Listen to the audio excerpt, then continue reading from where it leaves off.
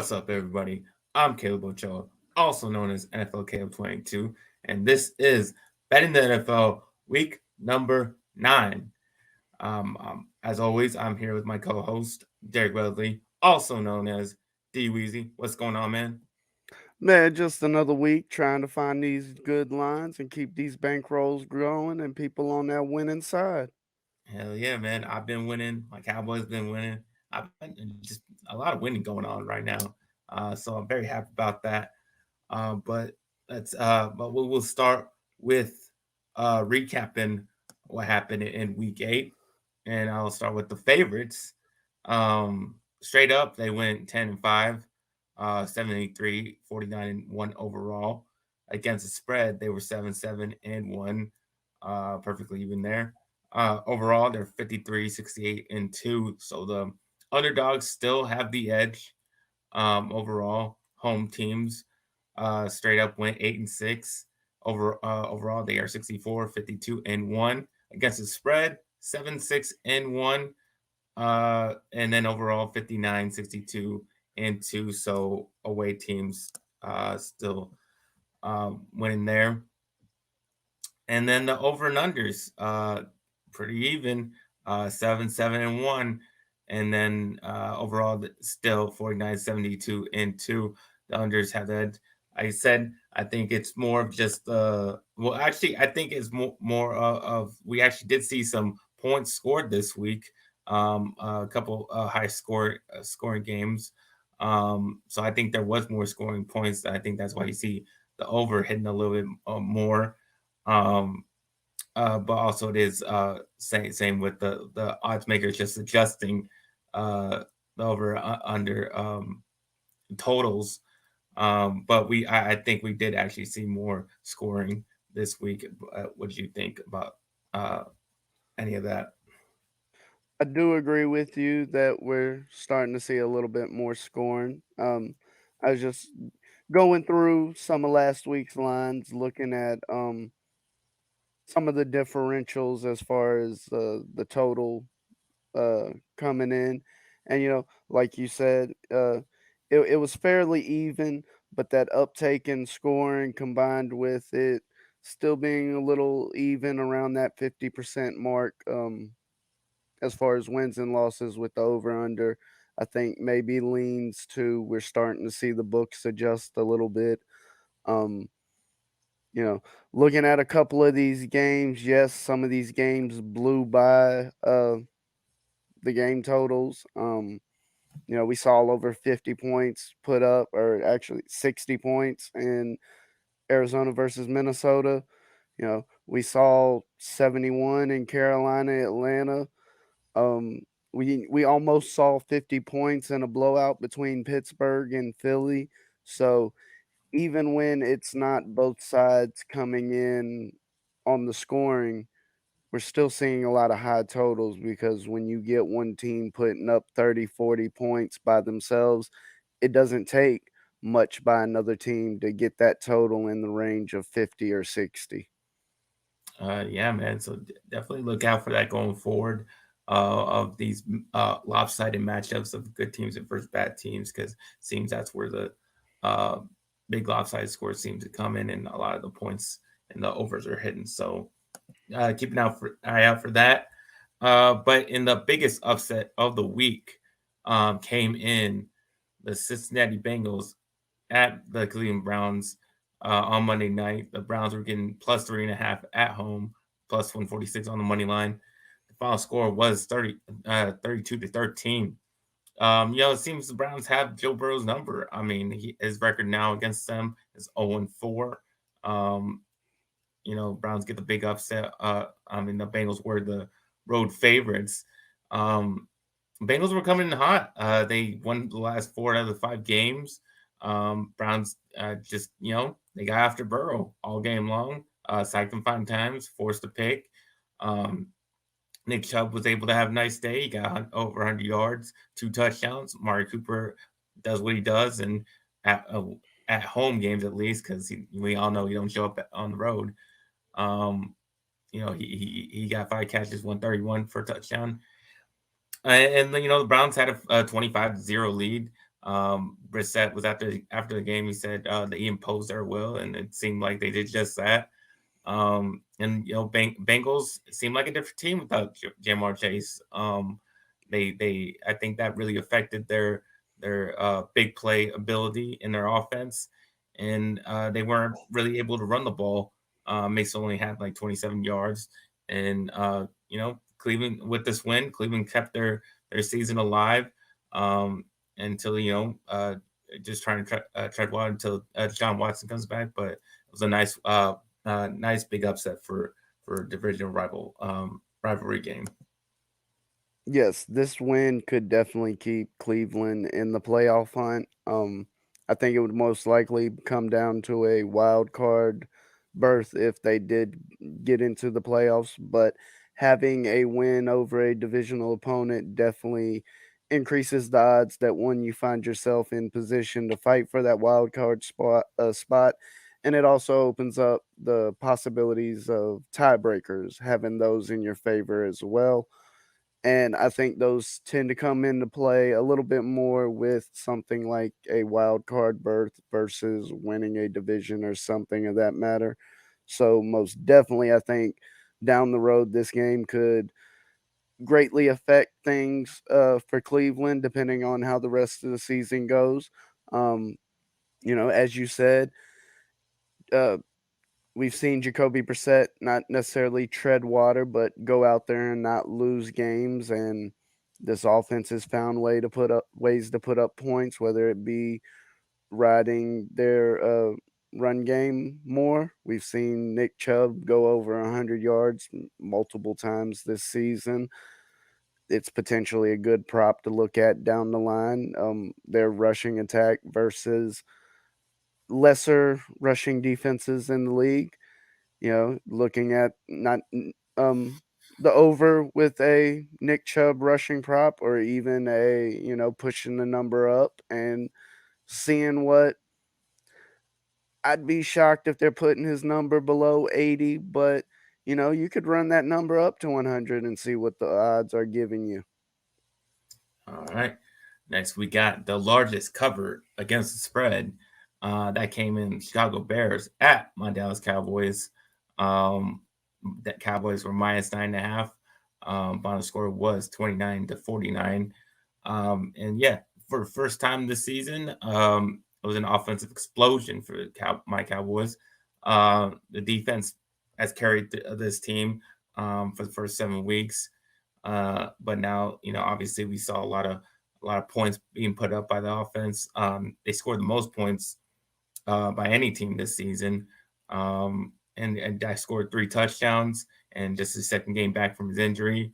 Obviously, the biggest story was Tony Pollard running for 131 yards and 3 touchdowns. Did it on just 14 carries. And I think that's just the perfect amount of carries for him. Um, it makes him the most effective that he can be. And it seemed Bears were really only interested in running the ball. Um, they got for 240 yards on the ground on us. Obviously, that's been an issue for this Cowboys defense, but in this game, I don't know how much to take from that because I mean, they terrible refs, not calling a bunch of holding like literally on every play, but they did do a nice job. But that, like I said, has been a weakness for us, but it is what it is. And the Cowboys continue dominance against the spread. Um, Even going back to last year, they were really good against the spread. They are this season as well. They're 6-2, same as their actual record. Um, and that's about at the top of the league. So, Cowboys continue to be a good bet so far this season. Yes, they as you said, they've been good against the spread this season, and that's something to target down the line, especially as some of those division games roll back around, because there's a chance that we see. Don't y'all play the Eagles? Uh, y'all play them twice still, right? No, we play them once on Christmas Eve. So y'all have already played the Eagles. Yeah, we lost them. Okay, okay.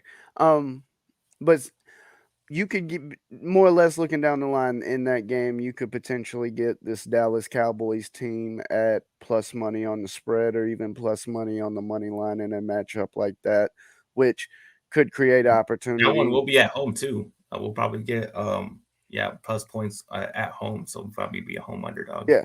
So this is definitely they're starting to show that they could be a team where in a situation like that, it could definitely be a strong play, even though if it may not appear as such on paper.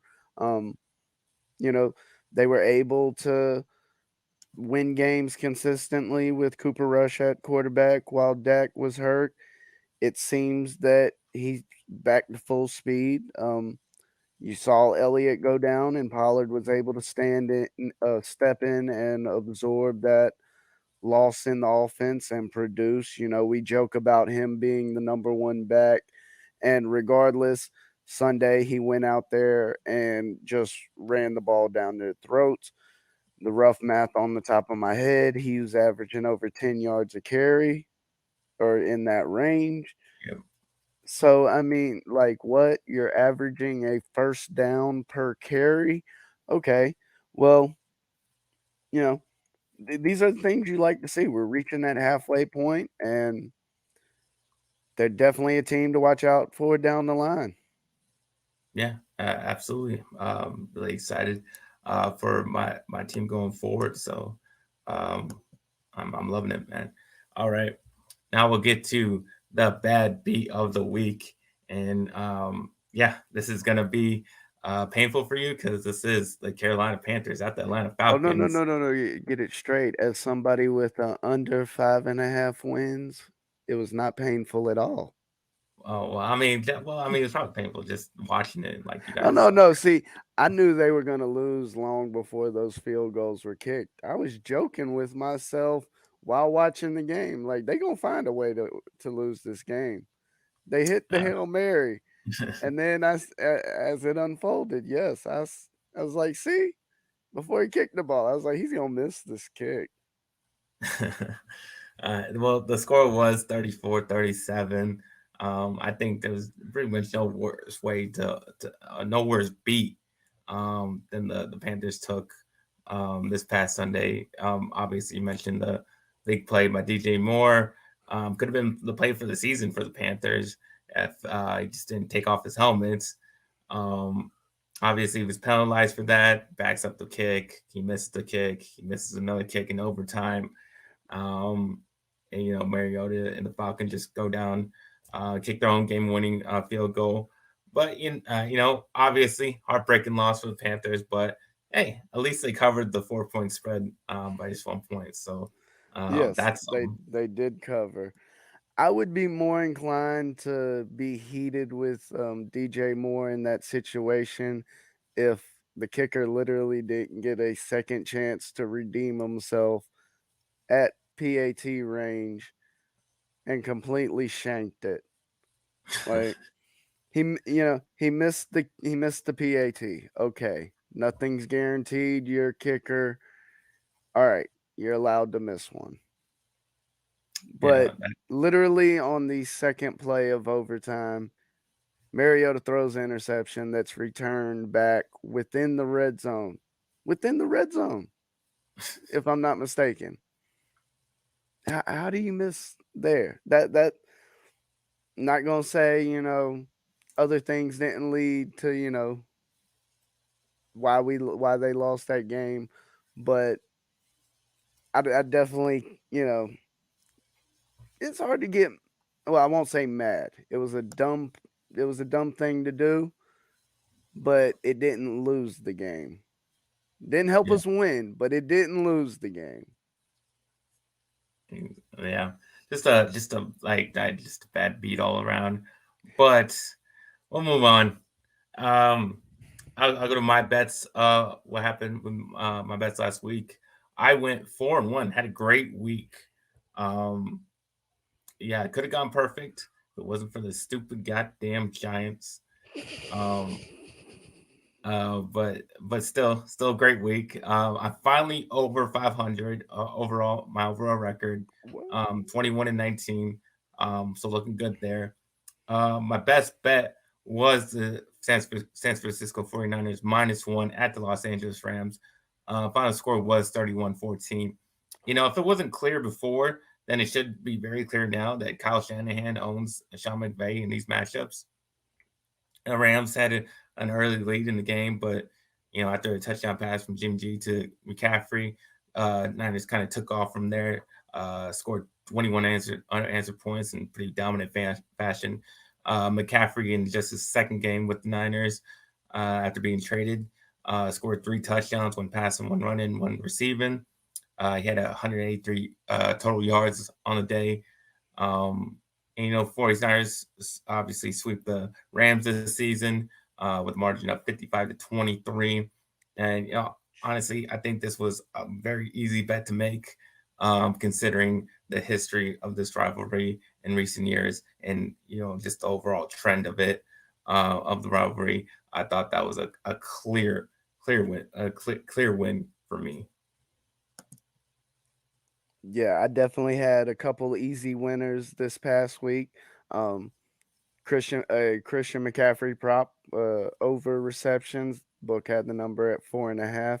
He cleared that number by halftime, folks. Another prop that I was playing, that's been pretty much a go-to week after week, because if Cooper Cup's going to be out there healthy, they're going to throw the ball to him 10, 12 times, and he's likely to catch most of them. If they put that number at 7.5, I'm going to play the over. This past week, it came in even though Cooper Cup only had one reception in the second half. Yeah, As and he got well, hurt too. exactly. That's what I'm saying. Like, he only had one catch in the second half, and he still covered 7.5 receptions. And then another play I was on as well were my Panthers to cover their team total that was 17 points in a divisional game where anybody that's covered these two teams with any sort of history knows when they meet up, it's going to be a game. To put the team total that low, by no means did I think the Panthers would come in and win this game. I surely did not predict overtime, two missed field goals, all that nonsense. But to say that the team couldn't score over 17 was almost insulting. It was probably one of the easier cashes on the day if you were playing it. Uh, I'll just finish up with my worst pick, like I was mentioning, New York Giants, which I mean it was my only loss. New York Giants +3 at the Seattle Seahawks. Final score was 13-27. Um, obviously wasn't for this game, would have gone perfect, but finally the Giants' luck ran out. That's pretty much how I can say it. They've been coming back in all their games, with a lot of certain events that kind of just fall their way to get them the win. Personally, as a Cowboys fan, I'd love to see them lose, but as a bettor, it was extremely hard to watch Richie James fumble my perfect 5-0 record away twice. Like, just ridiculous, just fumbling my money away. Um, that was horrible. And I think the Giants, got a little bit of their own medicine with the, that type of series of events that happen against them instead of happening for them. Um, Seahawks defense was able to shut down the Giants' only weapon, which it was Saquon Barkley. He only rushed for 53 yards. And then finally, their lack of weapons bit them in the ass this week. They weren't able to make the comeback this week, when their only weapon was being stifled. And then Geno Smith just been playing really great, surprisingly. And I think he's going to continue making this Seahawks a pretty good bet going forward. Yeah, I mean, I hate to say it because I wasn't high on the Seahawks team coming into the season, but halfway through, I gotta say they've at least proven me wrong to this point, because they're going out and playing well beyond expectations. Geno Smith has seemed to have found, I don't want to say he's found it or he's made some re- remarkable comeback or anything of that nature, but he's he's found what it takes for him to play and win games. And Definitely. you know, in a lot of ways, that's kind of how you describe a game manager. But one thing that can be very useful on a team, regardless of what sport you're talking about, is a player that knows their abilities, knows what they're capable of, and can play within that and accentuate all those abilities to the maximum that they're capable of. It may not be as great as someone else, but you're getting every drop that they got. And I think a lot of that is what we're seeing with Geno Smith in Seattle. He may not be a Patrick Mahomes. He may not be, you know, I can't think of a good, comparison at the moment, but he's going out and winning games. He's going out and playing extremely well. He's going Yeah, out and playing with a fire that you rarely tend to see at the quarterback position. And as he said early in the season, people wrote him off. He didn't write back. Well, it looked like he might be writing back now. definitely, definitely. All right, that is our recap of week 8. But before we get into our picks of week 9, um, obviously what we try to do on this show is try to help you guys out, win you guys some money. So if you guys can help us out by subscribing to this channel, subscribing to our new channel, which this show will be eventually on at Let's Get Ready Network, the highlights on YouTube. So go subscribe there because this channel will be transitioning over on that channel. And then if you feel like really supporting us, you can join our Patreon, and the link is in the description down below. So yeah, go ahead and do all that. But now we will get into our bets of week 9, and I will start with the Los Angeles Chargers at the Atlanta Falcons, +3. I know the Falcons been down the last couple of weeks, but I'm still gonna. They're still good against the spread. Still have the 6-2 record against the spread. So I'm gonna go back and I'm gonna roll with them. I think they're gonna bounce back. Um, and the Falcons, put up 37 points last week. Mariota had 3 touchdowns. It seems like they got some over the running game with Huntley and Algier splitting the carries. Kyle Pitts been hit and miss this season, but he was able to get 5 receptions for 80 yards and a touchdown. So maybe he can build off that success and have a good game this week. The Chargers coming off their bye, still really banged up. Got a key players out for the season. Other players still questionable for this game, especially at the receiving core. Um, they've had problems getting Eckler going on the ground. He's only gotten over 100 yards 1 time this season, and in 5 games this season, he's rushed for less than 40 yards. He's been more used in the passing game, but I like the Falcons. I like the way they've been playing the offense. Obviously, the way they played last week. And with the Chargers having a lot of injury problems on their defense, I think the Falcons can take advantage of that. So I like Atlanta Falcons at home getting the points against the Chargers. Yes, I could definitely lean towards the Atlanta Falcons with the Chargers injuries and the inconsistency, as you mentioned. Something I'll definitely be looking at potentially trying to target this weekend would be a under rushing prop on Eckler, and possibly an over on receptions. If we I know there's a few receivers that are already out and maybe one or two that are still questionable. Uh, but just the amount of injuries in general across the offense, I think it's highly unlikely that we see an offensive shootout in this game. and that would play more into Atlanta's hands, being at home, getting those 3 points. They could go a long way. And it's rather fitting that the spread is at least 3 points as of today, given that the Atlanta Falcons just carried off their kicker at the end of their last game. Yes, it did. All right, your first bet of the week. Yes, game I was looking at, um, Miami Dolphins -5 going up against the Chicago Bears. I think a lot of people had a few doubts about Tua and how. I got this game as well. Oh, nice. Yeah, I'm gonna be riding with the Dolphins in this game. I think that number's too low. I think people maybe fell in love too much with the offensive production that we saw out of Justin Fields this past week, and we see a regression there. That combined with the offensive firepower on the Miami Dolphins, and that's before we start even trying to add in the pieces that they've gathered right before the trade deadline, which I think will definitely help this team.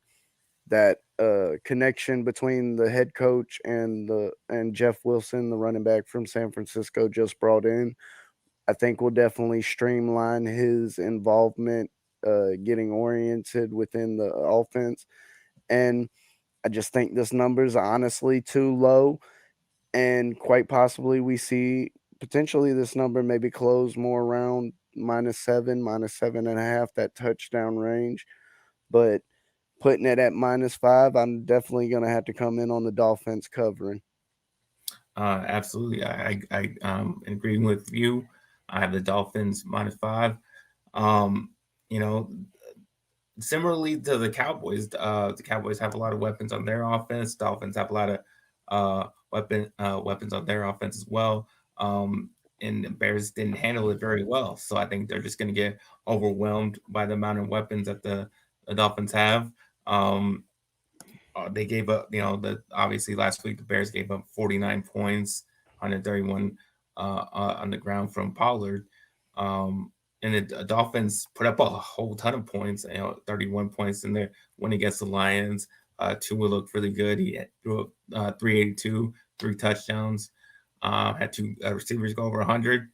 And like I said before, Bears just seem only interested in running the ball, and I think the Dolphins have a pretty good defense. They can hopefully slow that down, but if they're just gonna sit there and run the ball all the time, I don't think that's gonna work in their favor. Um, and yeah, the Bears not been good against the spread this season or in the past 20 games, really. They're just 6-13-1 against the spread. So, um, yeah, I'm definitely on the Miami Dolphins this week. But okay, you can go with your next bet. Yes, one of the games I was looking at, Buffalo Bills -12.5 against the Jets. I honestly don't think the Jets are going to be able to keep up the production that we saw offensively in Zach Wilson's first couple weeks return. I think we've already started to see a little of that regression. Yes, this is a bit of a large number. A good, well, a high chance that we see the possibility of a backdoor cover, but the Bills have come in blowing the doors off people this past week. Um, I believe they only had, what was it, 3 points in the second half? Oh no, excuse me, 10. No, no, yeah, I was right. 3 points. They only had 3 points in the second half, folks, and they still won the game by 10. I don't think they were trying that hard in the second half. Um, Now that's just my opinion, but this team has blown the doors off almost everybody that's been put in front of them. And to walk the Jets out there, anything less than a 2 touchdown spread, I'm definitely jumping all over that. And I'll also even be looking to try and maybe mix that into a teaser or two, couple of these large lines, maybe a team like the Eagles where You got another big spread, being able to almost chop that spread in half. Definitely might interest a few people. But with my second pick, the Buffalo Bills minus 12 and a half, definitely going to have to smash that. Yeah, I mean, I agree with you. That Zach Wilson, like he gave them some juice for a couple weeks, but that energy is only going to last so long. Also, heard that they don't have Brees Hall no more to heavily rely on. They're relying on Zach Wilson to make plays, and that's a dangerous game because he's a dangerous thrower of the football. Um, and then the only reason I couldn't take this game, Bills obviously had a big point spread last week. They kind of just they get a big lead, but then they just kind of doing some weird stuff. Josh Allen started throwing a couple picks. Um, it seemed like they were I don't know, maybe they were too bored with the game, started doing some weird, and then they let the Packers go and um, score some points, and that was my fear in bet in this game is letting the backdoor cover with the Jets and scoring some garbage time points there in the end, and them getting the cover. So that made me stay away from that one. Um, I get to my next one, which is the Green Bay Packers at the Detroit Lions. Uh, Lions getting plus 3.5. I'll take the points with the Lions at home. Um, Lions obviously know how to put up points. They've done that in pretty much all their games except for two this season. Obviously, everybody knows they don't have good defense at all. But they're going up against a struggling Packers offense. So we'll still wins out there. Aaron Rodgers obviously looks like he's having like his worst season of his career. They're coming into this game having lost four straight, and they don't have any good receivers right now that can really put up points. Um, they scored under 20 points in four of the games. And in the last 10 matchups between these two teams, the Lions are 8-2 against the spread. And also the Green Bay Packers are just 1-4 against the spread in the last 5 games. So all the trends and all the numbers seem to go against the Packers. So I like the Lions getting 3.5 at home. Yeah, I'm not even gonna lie. You talking about it made me. I I know the Lions look ugly sometimes. I know it hadn't been the season. A lot of people projected that it would start out as possibly. I know some people will tell you it's the same old Lions. Yeah, I can't touch the Packers here, and I'm gonna be jumping on the Lions plus the 3.5. Um, as you've mentioned before, the home underdog is something that's worked out a number of times this season already. Coming yeah, into this game, we see the Packers beat up in the wide receiver core. It's likely we see them try and rely on Aaron Jones and AJ Dillon for a large production of the offense. And I think that may work out well against the Detroit Lions, who have been struggling in the past couple of weeks, but have also shown that they can put up high production, high point totals. That's going to be a challenge for the Packers to keep up. This possibly coming down to a field goal game, especially getting where I'm looking. You're getting 3.5, getting that hook. Maybe the Lions lose this game, but I definitely got to ride with this plus 3.5. definitely. All right, yo, next pick. All right. Um, 1 second. You know, another, I got to ride with another underdog here. We were talking about it. They were basically the star of the ball last week. Seattle Seahawks plus All two as right, they take I'm with on you. their. I got this game as well. I'm on See, the yeah, Seahawks. yeah. I definitely got to ride with the Seahawks here because after, what we've seen out of the Arizona Cardinals the past few weeks versus what we've seen out of the Seattle Seahawks over the past couple of weeks, nothing in me says that I can take the Arizona Cardinals minus any amount of points in this game. I'm definitely happy jumping on the plus two. I could even see sprinkle in a little bit on the money line depending on how you're playing this. But yeah, I definitely think Seattle can win this game outright. And I'm not sure anybody knows what's going on in Arizona. We saw Hopkins come back, have prototypical Hopkins numbers, and the offense just doesn't seem to be clicking in the same way it was in the past. So I think there's a lot to still be figured out with Arizona. And that being said, give me the dog +2. Absolutely. I mean, the better team is getting points, so I'm gonna be all over that all day long. Um, Gino, like I said, mentioned earlier, Gino's making this team into a good bet. So why would I not take my own advice and bet them? Um, you know, they're on a 3-game win streak right now. It's not going to stop here. It's going to continue on. Gino's been playing great, like was mentioned earlier. 72% completion percentage, top 10 in touchdowns, top 5 in touchdowns, top 10 in yards. And Kent Walker has been a big piece of their success. Having rushing touchdown in every game since he took over, contributed to the Seahawks being a top 10 rushing team. Seahawks can put up a lot of points. They scored over 30 points in 3 of the last 5 games.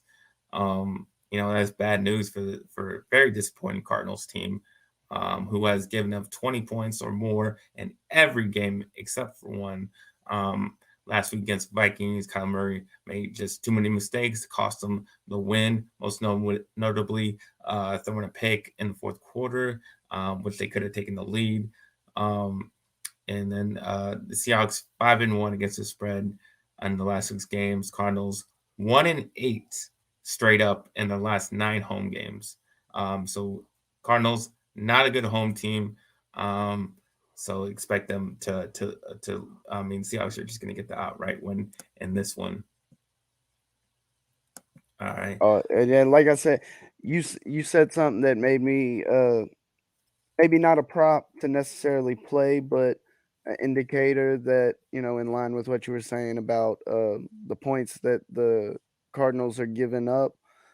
Well, in this game, the prop where both teams to score over 19.5 points, the yes is -143. So most definitely the book is expecting some points in this game. It could definitely make the over a live possibility, as well as it being such a skinny spread. You could potentially, where I'm looking, they got Seattle at their team total at 24, which leads me to believe that the book might be a little scared that Seattle comes out and puts up maybe 27, 30 points in this game, just barely clearing that team total. And, you know, not that I see Arizona coming out and putting up 40 points in this game, but if they put up 40, you know, or excuse me, not 40, but if they come out and put up, 30, 33 points, maybe 35, it's a lot of points, but that's still almost in line where the book sees this game falling. Yeah, definitely gonna see a lot of offensive firepower in that one. I'll get to my last pick, uh, which is the Tennessee Titans, plus 12.5 at the Kansas City Chiefs. I'll take the Titans in the 12.5. Um, with Brian Tannehill out last week, they basically just relied on Derrick Henry to single-handedly beat the Texans. He did just that, running for 32 times, 219 yards, and 2 touchdowns. I know, obviously, it's still questionable whether Tannehill will play, but either way, whoever starts quarterback, they're still going to heavily rely on Henry to win this game. And obviously, Patrick Mahomes and the Chiefs offense can put up a ton of points. They probably still will here, but I think the Titans can play keep away against the Chiefs. I think they can run the ball, keep Mahomes off the field, and I feel their defense is good enough to prevent the big plays that Mahomes likes to get. Um, So if they limit the big plays, run the ball, keep away, I think they can keep it close. Obviously, I believe the Chiefs will still win the game, but 12.5 is a big point spread, especially for a Tennessee Titans team they're a good football team. To give a good football team 12.5, that's just too many points. So I'll take all those. Um, and I think they will cover the spread. Titans 5-2, same as their actual record against spread, and then the Chiefs just 2-4 against the spread in the last 6 games. So I like the Titans. Yeah, I definitely think the Titans have a strong chance to cover this big spread. That 12 and a half, as you said, it's a huge number. Um, Looking at a few things with this game, as you in line with what you mentioned, being able to contain the Kansas City offense by the defense in Tennessee. One prop, longest touchdown, over under 39 and a half yards.